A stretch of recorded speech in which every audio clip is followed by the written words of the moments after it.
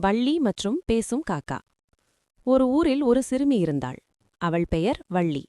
வள்ளி எல்லா உயிரினங்கள் மேலும் அன்பாக இருப்பாள். ஒரு நாள் அந்த ஊரில் பெரிய புயலும் வெள்ளமும் ஏற்பட்டது.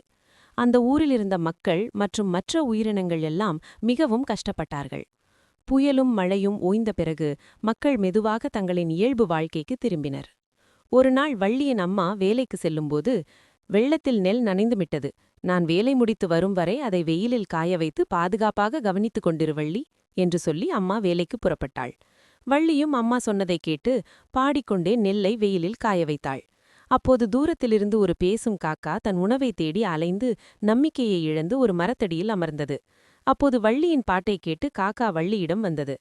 பாப்பா, பாப்பா, எனக்கு மிகவும் பசிக்கிறது, ஒரு நெல்லாவது தா என்று கேட்டது. உடனே கருணை கொண்ட வள்ளி அந்த பேசும் காக்காவுக்கு ஒரு நெல்லை கொடுத்தாள்.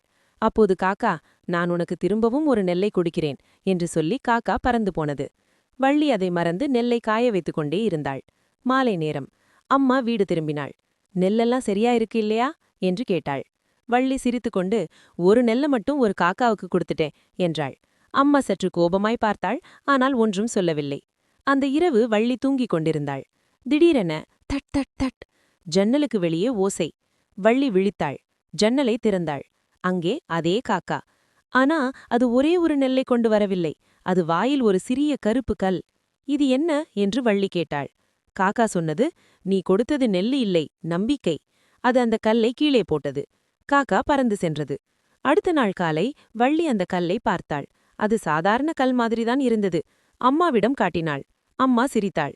காக்கா உன்னை ஏமாத்திடுச்சு. வள்ளி எதுவும் பேசவில்லை. ஆனால் வள்ளியின் மனத்திற்குள் ஆர்ப்பரித்த மகிழ்ச்சி. பேசும் காக்கா சொன்னதை நினைத்துப் பார்த்தாள். நீ தந்தது நெல்லு மட்டுமல்ல, நம்பிக்கை.